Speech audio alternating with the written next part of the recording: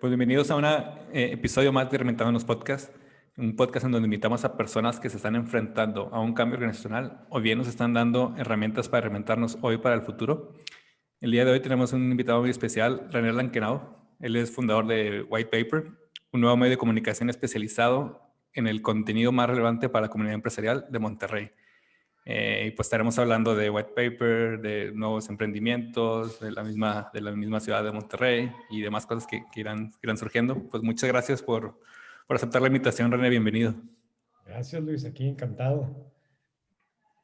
Bueno, pues siempre empezamos con un check-in round, una forma de estar presentes y también que conozcan un poco más en lo personal a ti. Y bueno, pues y en esta cuestión, pues me gustaría saber qué es lo que más admiras de nuestra ciudad de Monterrey. ¿Qué es lo que más admiro yo de Monterrey? Es que te Sí. perdí un poquito. Okay. Fíjate que los últimos años yo he venido clavándome mucho en tratar de entender por qué Monterrey es lo que es en la actualidad. Hay un historiador, Daniel Zambrano, que de hecho lo entrevisté hace poco, que explica bien interesante cómo Monterrey por varios siglos era un ranchito que no crecía, era un ejido, ¿no? O sea, y tú ves el crecimiento por los primeros más o menos los primeros 2 siglos de Monterrey y el número de personas que aumentó fue nada. Pero hay un brinco hace 150, 170 años donde empieza a haber un cambio muy, muy marcado, tan solo desde el punto de vista de población. Y entonces si te pones, si empiezas, como los historiadores lo que han venido haciendo es, a ver, entender qué fue lo que pasó ahí. Y lo que pasó fue el rol del primer empresario y luego de los primeros empresarios locales, ¿no? Que es lo que vino a hacer que Monterrey se empezara a desarrollar. Ese tema a mí me trae muy interesado en tratar de entenderlo, tratar de visualizarlo y luego tratar de conectarlo con lo que sigue para la ciudad. Entonces, regresando a tu pregunta, yo creo que a mí esta historia de los últimos 150, 200 años de Monterrey es algo que no la conozco suficiente, ni mucho menos, pero que cada vez me atrae más y cada vez me interesa más conocerlo, pensando en cómo nos va condicionando o preparando, lo que como quieras ver, para la etapa que sigue. Sí, eso me gusta. Yo creo que a mí también eso, justo este gen, y es interesante, yo creo que saber la historia, ¿no? De cómo es que esto surge, ¿no? Y cómo esto puede seguir. Y a mí me gusta mucho en el sentido de que creo que somos una ciudad vamos, que nuestros principales inspiradores son ciudadanos de a pie, ¿no? O sea, muy pocos políticos, ¿no? En otras partes del mundo, pues sí, siempre hay algún político, que también hacen falta, pero lo que llama poderosamente la atención que son gente como tú y yo, ¿no? Que se lanzaron a ser empresarios, emprendedores en su tiempo y han constituido, han hecho lo que es Monterrey, ¿no? O sea, a mí me llama poderosamente la atención y creo que también es una ciudad que tiene su propio ritmo, ¿no? Con independencia de que en el país pueda estar cayendo un poco, parece que Monterrey siempre está moviéndose, ¿no? Y eso es bastante Sí, positivo, ¿no? y es bien, o sea, tampoco se trata como de idealizar lo demás, porque de repente corro yo esa tentación con White Paper, pero porque siendo muy realistas también, yo creo que hoy, si quieres, entramos un poco al tema, Monterrey está pasando por ciertas dificultades bastante importantes también, ¿no? Pero sí, tiene razón en el sentido que ocupa un lugar geográficamente único, socialmente único, económica y empresarialmente único para el resto del país, ¿no? Y vivimos en esta dualidad de una ciudad que es parte de México con todo lo que eso implica, pero al mismo tiempo, pues al menos desde los últimos 25 años, muy conectada con Estados Unidos, los últimos 30, 40 años, muy conectada con Estados Unidos, que tiene su propio ritmo y sus propias dinámicas, y luego la ciudad en sí, pues que trae su propia trayectoria. Entonces, como que cuando juntas todas esas cosas, nos pone en una situación muy particular. No estoy diciendo que sea buena o mala, es lo que es, ¿no? Y es pues, donde estamos viviendo actualmente, ¿no? Sí, sí, creo que iremos tocando el tema, porque yo creo que por ahí tocamos el tema con respecto a Monterrey. Y pues creo que me gustaría empezar con esto de White Paper, ¿no? Cómo surge, y también como creo que siempre de TED siempre se habla como una idea worth spreading, ¿no? Creo que es una idea digna de difundir, ¿no? Y pues parece que se va difundiendo hasta solo a veces, ¿no? Entonces, ¿cómo empieza o cómo surge White Paper? ¿Cuál es su propósito, digamos? También. Son varias cosas y voy a tratar de no aburrirte aquí de más con la historia, pero sí, por un lado, la realidad es que, digo, suena así como que mucho rollo, pero pues es el proyecto que yo siempre había querido hacer, ¿no? O sea, que mi primer trabajo hace 20 y tantos años fue en un periódico y desde ahí me quedé súper clavado yo con la industria y con la idea me gustó mucho la función que hace un periódico, ¿no? Yo fui reportero, etcétera, algunos años. Pero después de ahí me fui a estudiar y ya nunca regresé a trabajar en los medios de comunicación. No es que siempre traje pues como no quiero decir un sueño, pero una inquietud por algún día hacer algo, ¿no? La otra cosa es que siempre me mantuve muy activo desde el punto de vista de que yo mismo escribía y tengo muchos años yo escribiendo. Antes escribía artículos de opinión, mi blog, etcétera, siempre en torno a temas de negocio. Pero luego también siempre me interesó mucho la industria. Siempre me ha gustado saber qué está pasando, quiénes son los jugadores, quién está creciendo, los retos de la industria, que ni se diga que los últimos 10, 15 años han sido tremendos para el periodismo, ¿no? Y el año pasado yo estaba en un proceso donde quería volver a emprender, ya he tenido la oportunidad de arrancar varias empresas y el año pasado traía algún proyecto ahí en la cabeza que estaba avanzando y al mismo tiempo como que ahora sí empezaba a tener cada vez más presencia la idea de hacer algo desde el punto de vista de periodismo. Yo había estado viendo, ya le había estado dando seguimiento a algunos newsletters que estaban funcionando muy bien en Estados Unidos, la misma circunstancia que está pasando con los periódicos, si quieres ahorita entramos a ese tema, pero que está pasando con los periódicos, particularmente en Estados Unidos. Estuve un tiempo trabajando en un banco y, por ejemplo, ver de cerca cómo el banquero es un animal chismoso, ¿no? Necesita saber qué está pasando. Y en Monterrey en particular, en México, pero en Monterrey en particular, hay muy poca información de las empresas, hay muy pocos datos de lo que está pasando en el mundo de los negocios y demás. Entonces, como que se me fueron juntando todas esas ideas y literalmente un sábado escribí en una libreta ahí los 40 temas que a mí en lo personal me gustaría saber, como 40 preguntas que dije, a ver, yo quiero saber de este tema, me llama la atención, yo creo que no hay información, etcétera, ¿no? Y los empecé a desarrollar uno por uno, un tema a la semana, eh, y lo empecé a mandar por mail. El primer mail se lo mandé a una lista de 42 amigos, excompañeros de trabajo, etcétera, hacia finales de septiembre, ¿no? Y yo lo que tenía que probar o validar realmente eran tres cosas.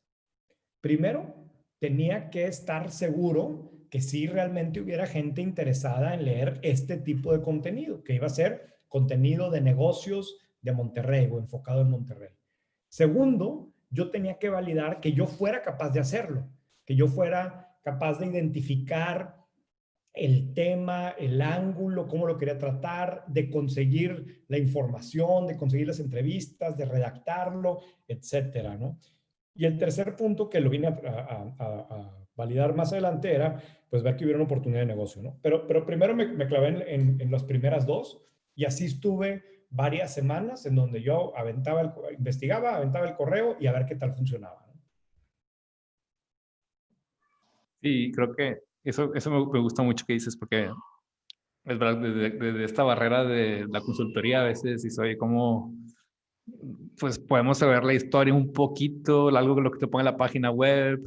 También a los negocios como le costó mucho entrar a redes sociales y verlo como que aterrizado, vivas, y sabes que esto, que hay ahí adentro, ¿no? Tienes que informarte con alguna persona, colaborador dentro de la organización, a ver qué te decía, y tampoco sabía mucho, ¿no? Entonces, sí es verdad, como que no tiene que ser el GoSip tampoco, ¿no? Pero obviamente, ¿cómo va a esa organización? No hay, sobre todo en empresas región, ¿no? Creo que ahí... No hay. Aquí por supuesto que hay, yo creo que está medio malentendido, pero un concepto como es que quiero ser low profile.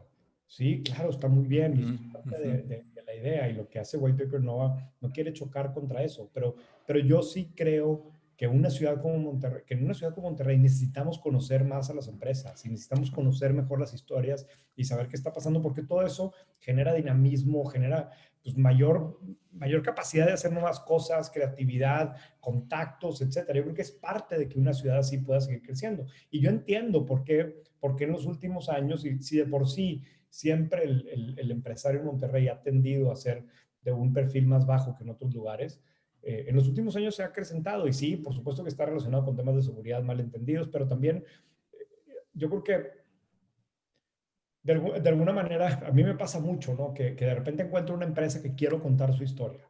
Y es más, que decido que lo voy a contar independientemente de que la empresa quiera o no, ¿verdad? Y cuando doy con el director o los dueños y les digo, a ver, estoy escribiendo esto y, no, yo no quiero salir, a ver, ¿por qué no quieres salir? No, porque no me gusta que me vean. Una realidad que ha pasado es que no quieren, muchos empresarios no quieren que los vean como que estás presumiendo. Porque sí es una realidad que hay empresarios, por otro lado, que quieren comprar una portada, que pagan por salir en otros medios y entonces las historias más interesantes para contar no quieren asociarse con ese tipo de historias, ¿no? Entonces yo necesito que sepan que lo que yo hago no tiene nada que ver con esto. Yo no vendo las portadas, yo no vendo el contenido, al revés, yo decido cuáles son los temas que creo que a mis suscriptores más les va a interesar leer. Y quiero contarlo eso de forma que le genere valor a mis suscriptores, no de que el otro se luzca, ¿verdad? Pero eso es un poco contracorriente de lo que ha pasado aquí en Monterrey, ¿verdad? Sí, sí, sí. Dices bien, creo que puede haber una falsa prudencia, una falsa humildad, ¿no? Creo que, Sí. y aparte teniendo tanto, o sea, si realmente queremos aspirar o que nuestra vida como empresario sea atractiva, pues creo que vale la pena sacar todo esto, ¿no? Que son buenas noticias y son buenas cosas, ¿no? Para decir, oye, pues este caso que sacaron, por ejemplo, de los barrilitos, ¿no? Que conocer la historia detrás, ¿no? Y Ujú. la verdad que nos tocó mucho porque pues, en los 90, pues, bueno, ya estaba muy pequeño todavía, pero aparte de nuestra historia incluso regia, ¿no? Decir, oye, pues estos son de aquí, ¿no? Y solamente ese, 100%. sí, ¿no? Entonces, creo que hasta da como un orgullo también saber esas historias, ¿no? Por Y supuesto. no vale la pena perderlas, ¿no? Yo estoy convencido y por eso lo estoy haciendo, que se genera mucho valor, de diferentes maneras, pero que se genera mucho valor si cuentas bien la historia, si lo haces de forma objetiva, si lo haces de manera bien diseñada y sobre todo que al final yo tengo bien claro que en White Paper yo estoy escribiendo para 6 personas nada más. Yo tengo 6 lectores a los que me interesa llegarles, nada más. Y en base a eso selecciono los temas, selecciono cómo lo quiero tratar, etcétera, ¿no? Y creo que por aquí va esta pregunta también de cómo, más o menos lo has dicho, ¿no? Cómo evitar estos sesgos, ¿no? No quedarnos como que nada más como con nuestras ideas, sino que también sea que de a pie a no quedarse solamente sesgado por una perspectiva en particular, ¿no? No sé si te entiendo bien la pregunta. Sí, a veces, a raíz de todo esto, ¿no? Que hemos visto con todo lo de Social Dilemma, ¿no? Que dicen, bueno, parece que siempre estamos leyendo la misma realidad todo el día, ¿no? Y a veces, pues sí, igual no somos ni conscientes de ello, ¿no? Quizás no sé cómo, es una forma de preparar la información o no sé cómo manejan, cómo llegan ahí. Yo creo que tiene que ver mucho. A ver, yo tengo muy claro para quién estoy escribiendo, que es un poco lo que te decía ahorita. Ujú, Por otro lado, qué es lo que quiero que pase ujú, cuando alguien lee el contenido de White Paper. Y básicamente yo te decía, yo tengo 6 perfiles de lectores, ¿no? Sumamente bien definidos, me los imagino así en su cara, por qué me van a querer leer, etcétera, ¿no? Y yo lo que trato es que todo lo que publicamos logre 3 cosas. Uno es que te haga sentir que cumpliste con tu obligación de estar enterado. Yo vengo de una generación, tú eres un poco más chico, pero yo vengo de una generación en donde tenías que leer el periódico en la mañana. O sea, es como hacer tu tarea. Si eres adulto, si trabajas, parte de la chamba es en la mañana leer el periódico. Entiendo que no es así hoy para todo el mundo, pero hay un gran número de personas en Monterrey, empresarios, ejecutivos, que tienen que hacer su tarea, tienen que leer en la mañana, sentir que ya palomeaste, que estás enterado. Entonces, ese es mi primer objetivo. Que tú al dedicarle 5 minutos en la mañana a White Paper digas, oye, ya traigo aquí 2, 3 datos interesantes, ya cumplí con esa chamba. Segundo, todavía más valioso, pero más difícil, es que, que siempre, o que al menos todas las semanas, te lleves algún dato accionable. Y por accionable me refiero, híjole, esto yo no sabía, quiero que lo lea mi socio, quiero que lo vean mis empleados, déjame le investigo un poco más este tema. Así sea que el viernes en la noche le voy a platicar a mis amigos, pero me quedé con algo que no sabía o con alguna lección, un aprendizaje de algo que, a la madre, entonces esto de aquí viene o así le hicieron, ¿no?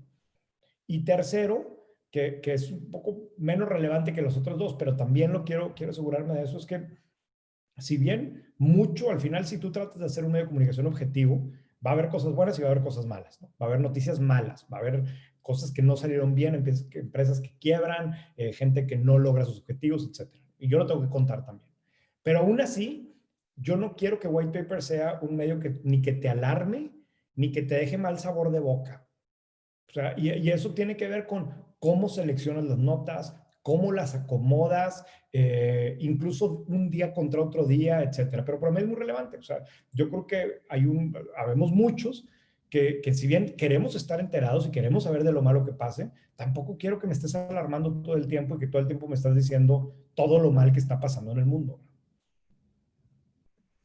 Sí, sí, sí. Y creo, digo, a menos yo como suscriptor disfruto mucho el hecho de que como incluso es dinámico, ¿no? O sea, creo que tenías que decir lo que tenías que decir en esa noticia y ya está, ¿no? E incluso muchas veces ponen las fuentes, ¿no? Que bueno, si vamos a profundizar, pues ya nos metemos las fuentes Claro. y ya está, y cada uno lo haga, ¿no? El resumen diario eso es, al final del día Ujú. simplemente selecciono lo que hay en otros lados, bueno, como una tercera parte sí la generamos nosotros, pero lo Ujú. que hay en otros lados que creo que es de valor relevante para mis lectores. Exacto. Y tomándolo de fuentes buenas del Wall Street Journal, del New York Times, etcétera, ¿no? Sí, eso me parece y se agradece, ¿no? De hecho, hace el sábado por la tarde me llegó aquí mi versión impresa, te la Ah, presumo, perdón. ¿no? Estoy muy emocionada yo con ese proyecto.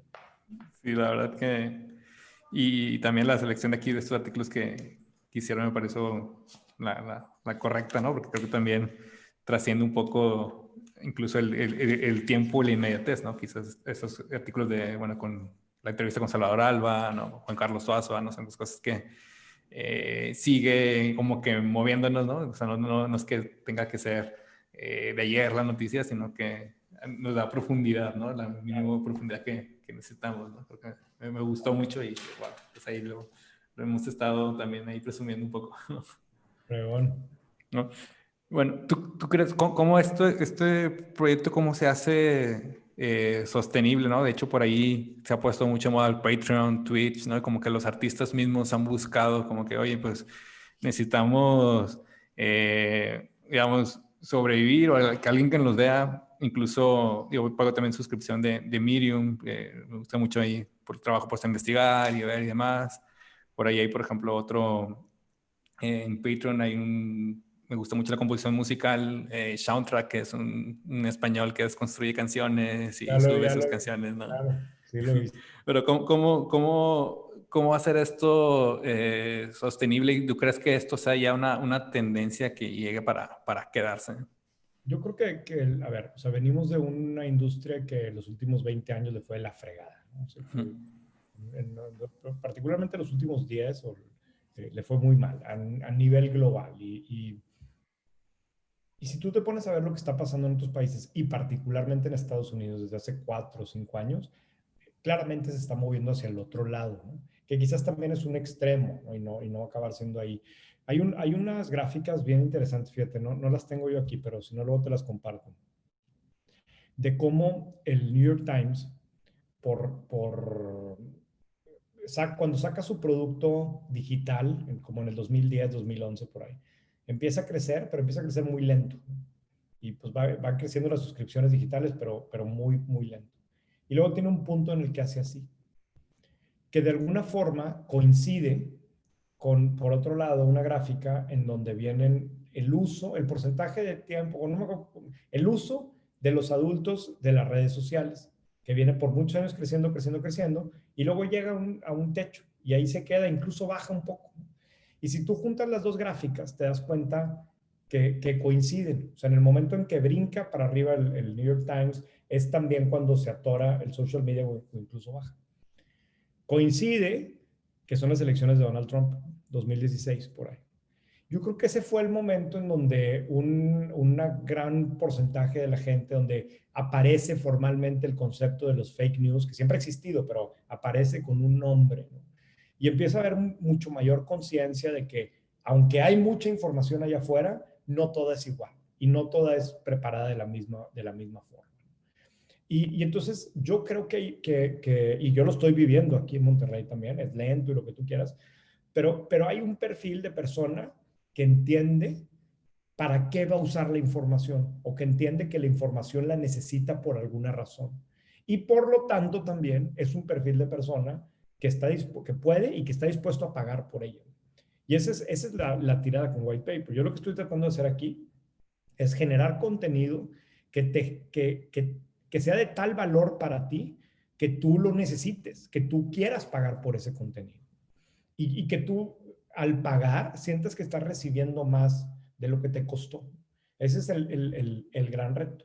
Es un poco, pues, diferente a cómo se han venido haciendo los medios en los últimos 10 años, donde todo es gratuito y todo es basado en publicidad. Yo no quiero ese modelo.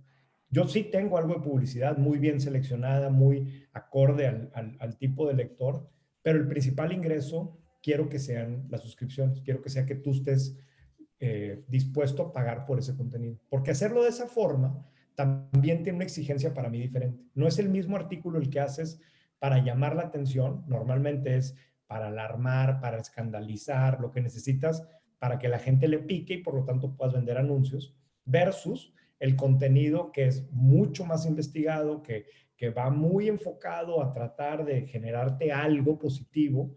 Ese cuesta más, pero yo lo que le estoy tirando es que la gente esté dispuesta a pagar por ello.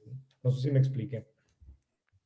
Sí, sí, sí. No, y de hecho, yo aquí creo que como buen feedback yo también, incluso las que se anuncian ahí, las empresas que se anuncian ahí, incluso llama la atención, ¿no? Oye, ¿por qué está haciendo esto, no? O sea, creo que es algo que, oye, qué ingenioso, o qué bueno, o sea, da esa curiosidad que incluso no lo tomas como publicidad, ¿no? Es decir, como que... Esa es la idea, digo, marcando muy bien cuando es contenido pagado, pero selecciono yo muy bien. Afortunadamente tengo opciones de dónde elegir y he seleccionado marcas que sé que le generan valor también a mis lectores y que no solamente no les va a molestar ver un anuncio, sino que hasta, mira, aprendí algo que no sabía, quiero averiguarle un poco más, ¿no?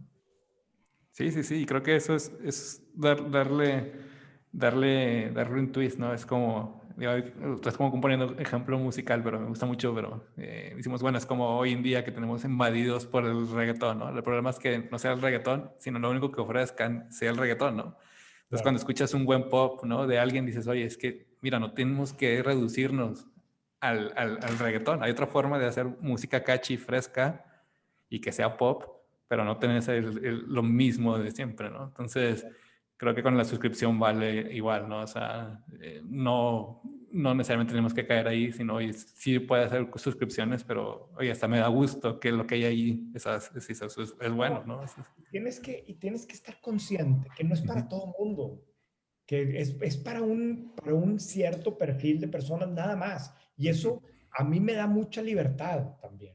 No me tengo que preocupar por agradarle a más personas, no tengo que preocuparme por cada vez ser más grande y que tenga mucho más lectores, para nada, ni quiero eso. Lo que quiero es que a los que tengo de lectores realmente les genere valor.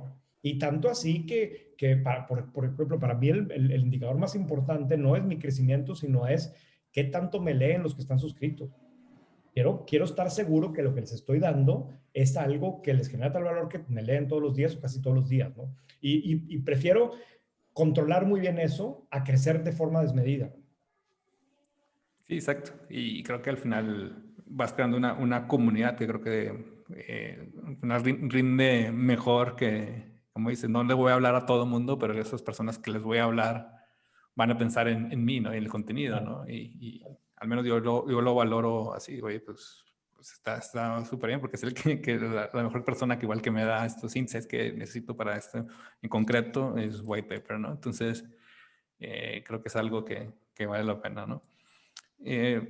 Por otro lado, también, bueno, ya salió al principio el tema, pero me gustan mucho a mí estas investigaciones especiales que haces, que digo, a mí como buen regio me apasiona y qué bien conocer la industria o esto que sacaste de Alfa, de Oxxo, de Nuevo Barrilitos, ¿no?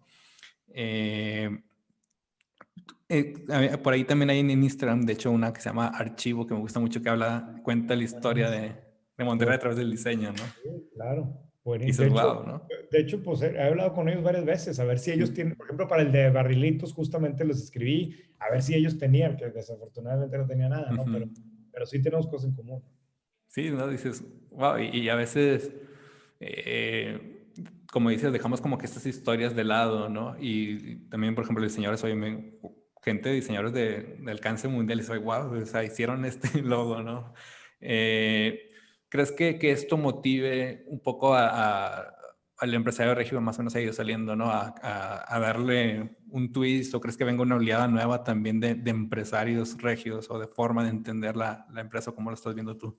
Yo definitivamente creo que hacer esto, o lo que sea archivo, tiene que ayudar para eso. O sea, no sé si va a ser realmente un impacto grande o un impacto chico, pero yo sí creo que entender de dónde venimos, entender el pasado, conocer las historias, conocer la actualidad también, ¿no? Hoy en la mañana hablaba con un amigo, pues, compañero de la maestría, que lo estimo mucho, quizás no hablo tanto con él, y me estaba contando los resultados de su empresa, y me estaba contando una empresa que él fundó hace 10 años y que ha venido creciendo, y yo decía, pero esta historia está fregona. Es una persona que no es originaria de Monterrey, que se vino a estudiar en el TEC, conoció aquí a su ahora esposa, se quedó, arrancó un negocio y hace baterías de montacargas. Baterías de montacargas. Bueno, pues aquí tiene una planta chiquita y empezó y va ido creciendo y ahorita está compitiendo contra los grandes y entonces acaba de traer maquinaria y va maquinaria de Austria, no sé dónde me explicaba, que es la mejor del mundo y entonces va a poder hacer unos equipos que antes no se hacían en México y eso le va a permitir vender en no sé cuántos países. Y a esas historias no solamente inspiran, sino que te dan ideas también. Y habrá otros emprendedores que digan, oye, mira, entonces yo puedo hacer esto. Y, fíjate, nunca me había pensado que aquí hay otro mercado, ¿no? Yo estoy seguro que hacer este trabajo bien va a tener un impacto en la creación de nuevas empresas, en el crecimiento de otras empresas, en creatividad, etcétera, ¿no? Sí, sabes, creo que yo leo esas historias y siento como que interpelado, es como que, bueno, que nuestra generación, ¿qué está haciendo, no? O sea, es como que oye, la vara está alta, ¿no? Y por lo mismo reta, ¿no? Pero a veces, oye, como antes quizás digo, también han cambiado los tiempos y igual hay menos competidores y competimos menos, ¿no? Claro. Ahora competimos globalmente. Ahí en el white paper impreso viene Sí, una entrevista de Daniel Zambrano, que es el sí. historiador que conocí ahorita. Yo a Daniel lo admiro mucho, es una persona de las que más he aprendido.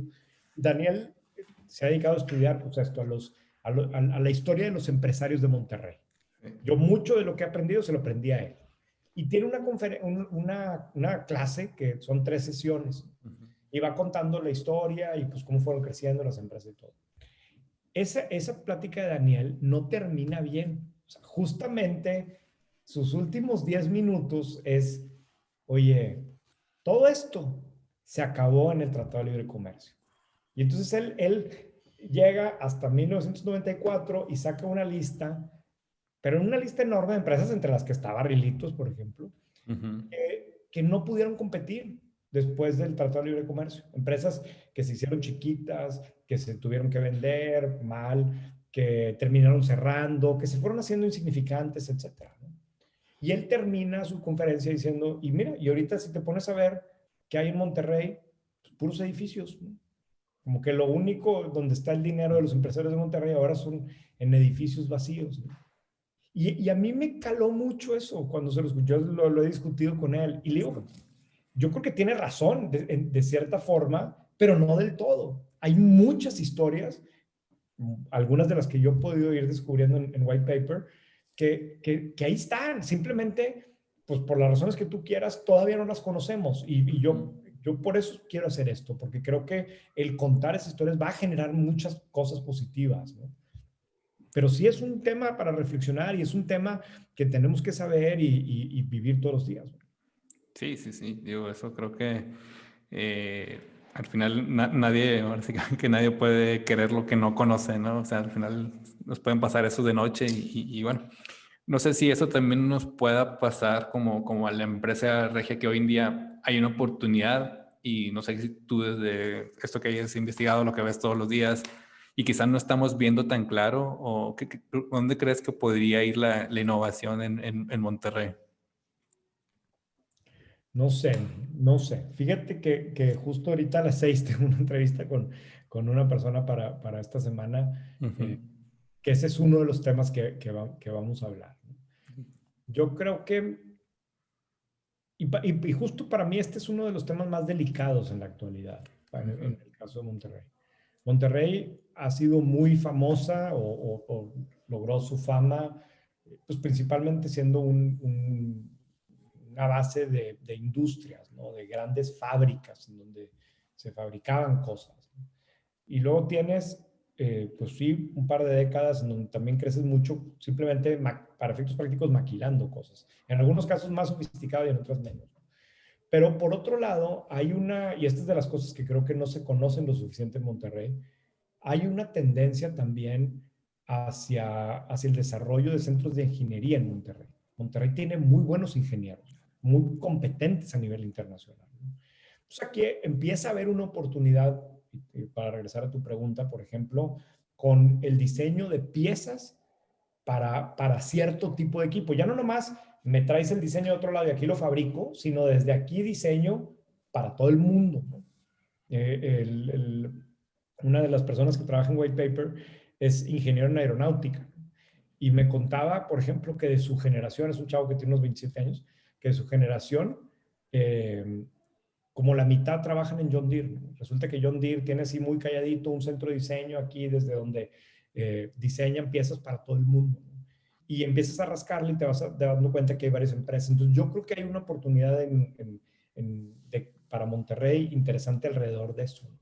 Otro es el famoso tema que creo que siempre ha sido una promesa y que quizás nunca lo hemos explotado suficiente, que es todo lo que se puede hacer en el campo médico. Monterrey está en una situación privilegiada en ese sentido. Y siempre hemos sabido y sí, Monterrey le va mejor y trae pacientes de otros lugares del mundo aquí, o más bien de otros lugares de México. Bueno, a ver, que a raíz del COVID, ¿qué aprendimos ahorita? ¿Qué más se puede hacer? ¿Qué podríamos desarrollar? Etcétera. Entonces, creo que hay como que algunos puntos en particular, pero es un tema que se tiene que trabajar y se tiene que trabajar de manera consciente y de manera ambiciosa también, ¿no? Y es donde en algún momento tienen que participar las autoridades y demás, ¿no? Ahí en la entrevista con Salvador Alba que tienes, Ujú. Salvador me saca un tema que yo ya lo había pensado, de hecho yo había publicado un artículo de eso justo cuando empezaba la pandemia, que para mí es una cosa mala de Monterrey, un ejemplo de lo que no estamos haciendo bien en Monterrey, en donde, oye, a ver, hace 2 años tuvimos todo el tema del aeropuerto de la Ciudad de México, ¿no? Y el desastre, que si para el presidente lo va a cancelar y que, ¿por qué fregados no fuimos capaces en Monterrey de decir, oye, hagan lo que quieran? Sí. Yo ahorita pongo una segunda pista aquí, ¿no? O sea, sé que no es una decisión así, sé que no es un tema tan fácil, pero ¿por qué como ciudad no fuimos capaces de alguien tomar el liderazgo y decir, oye, aquí se va a abrir una oportunidad fregona para Monterrey? Si algo es fácil de comprobar, es el impacto que tiene un aeropuerto en el desarrollo y el detonar el crecimiento de una ciudad. Tenemos ya una posición geográfica privilegiada, tenemos un aeropuerto que funciona, tenemos multinacionales, tenemos todo, incluso lana. O sea, ¿por qué no se nos cruzó por la cabeza armar un proyecto en friega, de decir, no pasa nada lo que hagan en México, yo aquí voy a ser el hub para América Latina, para México, para América Latina, ¿no? Entonces es como que la parte que de repente preocupa. Sí, digo, creo que sí, justo pues el aeropuerto siempre es la bienvenida a la ciudad, ¿no?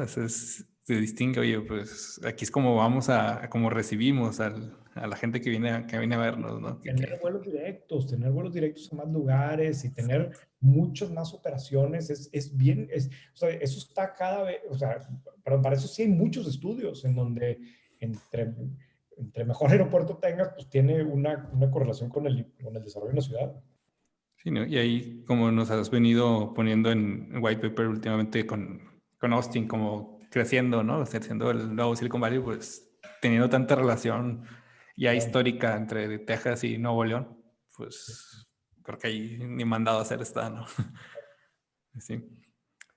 Bueno, pues me gusta pues, terminar, bueno, ¿qué visión o qué futuro a ti te emociona, te ilusiona, tanto a nivel personal como futuro del trabajo, que es lo que más te mueve?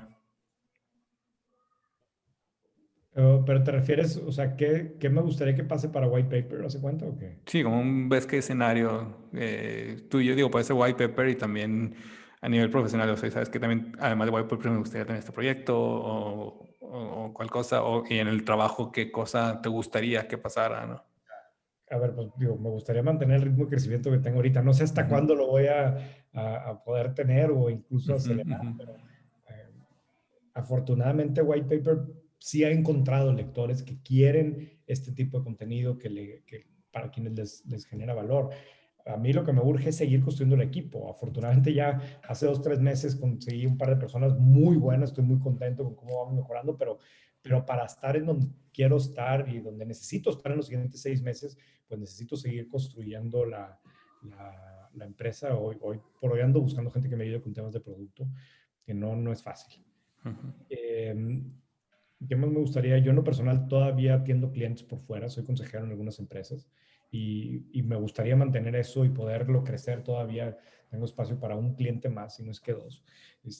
Traigo un par de iniciativas para el siguiente año, pero eso sería muy, muy, muy valioso. Pero al final, White Paper es mi proyecto personal, está creciendo muy bien, pero es lo que todavía le falta para madurar, ¿no? Y yo sí he venido viendo cómo me va absorbiendo cada vez más. Al principio era un hobby realmente, o sea, los primeros 6 meses, pues era algo que hacía en mi tiempo libre, ¿no? A partir de que empecé a cobrar, pues cambió el compromiso como tal y sobre todo en los últimos meses y ya la necesidad de generar el contenido diario, con el reto de hacer cada vez más contenido que mantenga la calidad, la utilidad, etcétera, pues me ha venido absorbiendo mucho más tiempo, pero aún así quiero mantener siempre un pie con algunos clientes que es parte de lo que me mantiene conectado, creo, con más proyectos y no tan aislado, ¿no? No sé si con eso te respondo. Sí, sí, sí.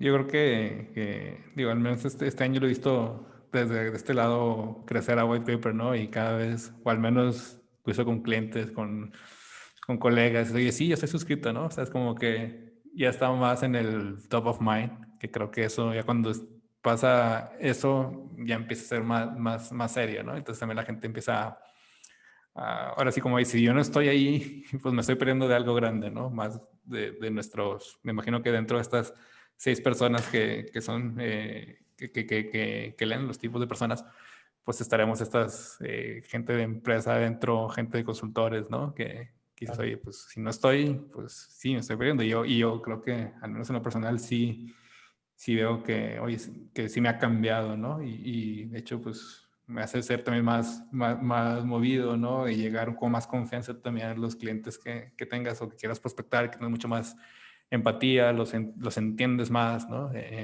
Entonces, cosa que antes me costaba más, ¿no? Que era meterme a un mundo desconocido en donde no tenía acceso por ningún lado a esa información, ¿no? Entonces teníamos que llegar como a lo desconocido dentro de la ciudad y era que, oye, pues qué raro me resulta, ¿no? Entrar dijo, ¿y pero dónde está? Digo, no sale en Wikipedia este contenido, que eso también es algo bonito, ¿no? Pues bueno, pues creo que ha sido una muy buena conversación. Seguramente habrá después más tiempo y ya nos estaremos hablando. Muy bien, pues mil gracias. ¿Qué Hombre, sigue? pues te agradezco muchísimo. Voy aquí a despedir aquí el programa, pero bueno, Ok. pues Reinventando los Podcasts es dirigido por un servidor, Luis Salas, y producido por Polymath, una red de consultores que acompañamos a las organizaciones en su cambio organizacional y las preparamos para el futuro. Pues bueno, voy a reinventar algo. Pues muchas gracias, René. Estamos hablando. Que estés muy bien. Gracias, Luis. Bye. Gracias. Chao, chao.